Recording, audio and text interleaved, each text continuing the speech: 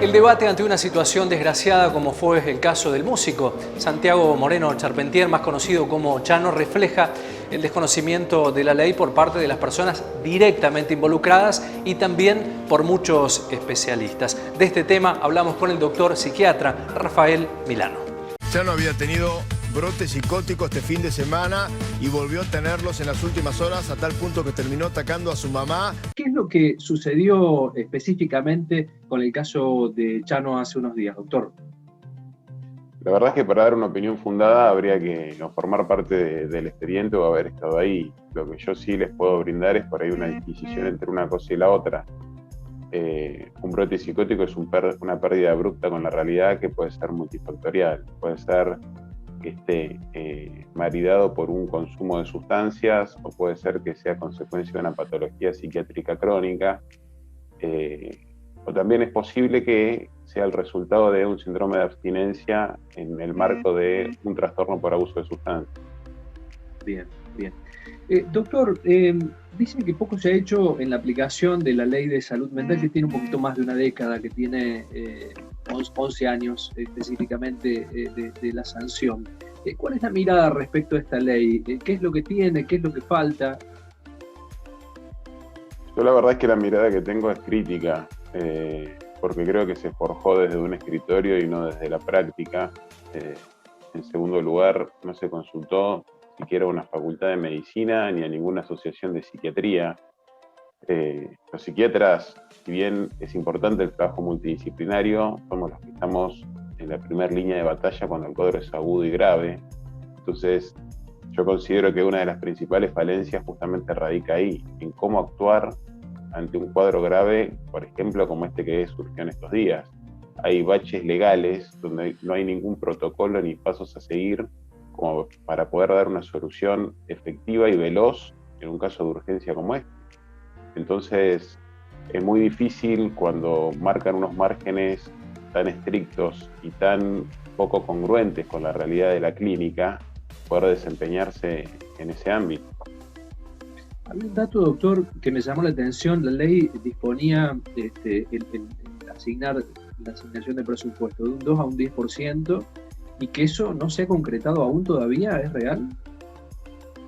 La realidad es que no me consta, pero entiendo que no, porque toda la infraestructura que esa ley supone para que tenga lugar, porque esa ley está espejada en las leyes de los países nórdicos, Noruega y demás, donde sí están todas las redes o pasos intermedios establecidos como para una sana desmanicomialización.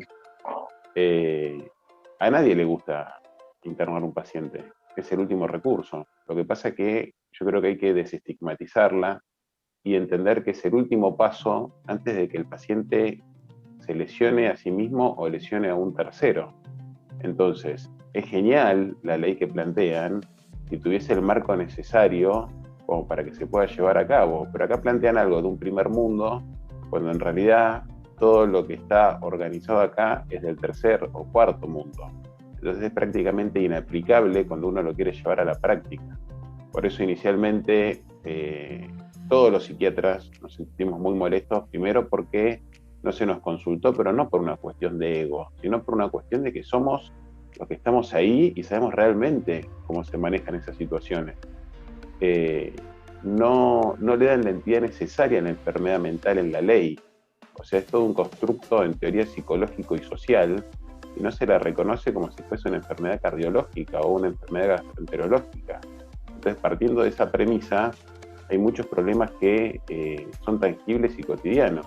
Es más, se hace parte de una base que para internar a un paciente tiene que tener algo que se denomina en la ley riesgo cierto o inminente para sí o para terceros. La primera aclaración es que no está determinado el concepto en la ley. O sea, es como de libre interpretación. Y ustedes fíjense la poca coherencia que tiene esto, que si hablamos de riesgo, hablamos de una probabilidad. Entonces nunca podemos hablar de que sea cierto. Y si esa situación llegase a ocurrir, ya estamos actuando tarde, porque no hay manera de prevenir. Entonces hay muchas inconsistencias que hacen que esto, lejos de beneficiar al paciente, lo perjudique y a los profesionales nos entorpezca a la hora de actuar. Ahora, ¿cómo se ha transitado, doctor, durante todo este tiempo? Porque tuvimos que tener un caso de un conocido para que tenga visibilidad este tema. ¿Cómo ha transcurrido todo este tiempo con una situación tan inconclusa y tan difícil? La ley, por ejemplo, no contempla qué pasa en un domicilio, en un cuadro agudo, como pasó acá. Sí contempla que para internar a un paciente tiene que haber una evaluación multidisciplinaria, que hay que notificar al juez en un lapso no mayor a 10 horas, que requiere controles periódicos que le sean referidos al juez para ver si avala o no la internación. Hasta ahí está todo perfecto. El tema es qué pasa cuando se desencadenan estos cuadros abruptos y muchas veces súbitos en un domicilio particular. No está estandarizado qué hacer. Entonces la práctica, ¿a qué obliga? A llamar al 911, que no están capacitados para poder resolver un cuadro de estas características, y llamar al SAME. Cuando acude el personal del SAME, que si bien es personal médico, yo le diría casi con un 100% de certeza que no tienen especialistas en el área de la salud mental. Manejar un cuadro psicótico agudo o un cuadro de excitación psicomotriz es realmente complejo. Es complejo para poder solucionarlo, es complejo para que el paciente no se lastime, es complejo para que no lastime a terceros. Y otra cosa que también molesta es que para un cuadro de excitación psicomotriz, por ejemplo, obviamente que el primer abordaje es el verbal y tratar de convencerlo de que se tiene que internar y demás, pero en la mayoría de los casos no funcionan. Entonces, llevado a la práctica, por más que suene feo, se reduce al paciente físicamente para poder darle una medicación que actúe de manera rápida y que evite que se lastime él o lastime a terceros. Una cosa es la teoría y otra cosa es la práctica. Y esta ley está forjada desde la teoría.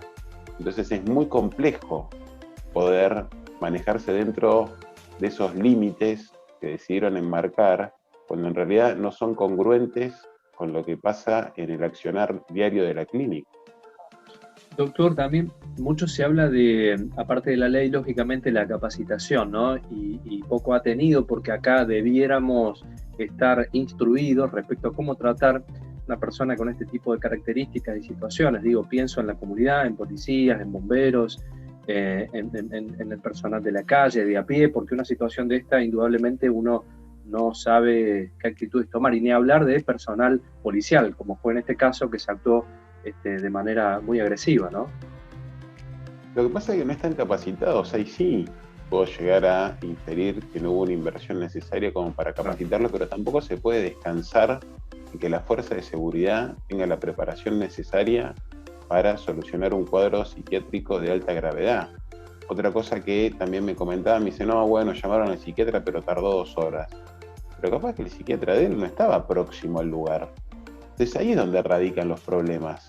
El paciente está en su casa, solo, con un familiar, y se desata un episodio agudo, y no hay herramientas a la mano como para poder solucionarlo.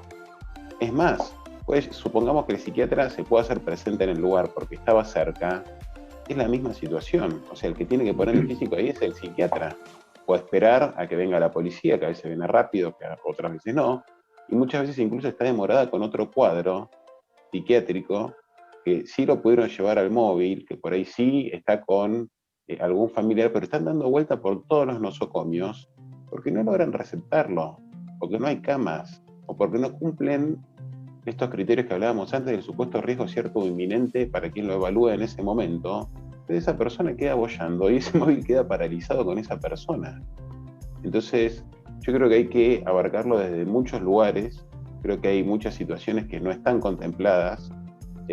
Incluso hay algunos puntos que son hasta ridículos, en el sentido de que esgrimen, por ejemplo, que en el tratamiento psicofarmacológico, que para medicar hay que ser médico, sin desmerecer a ninguna otra profesión de la salud mental, ninguna otra especialidad, que quise decir, como que tiene que ser algo consensuado con un psicólogo y demás, que si bien son parte del equipo, no tienen la sapiencia necesaria para opinar sobre eso.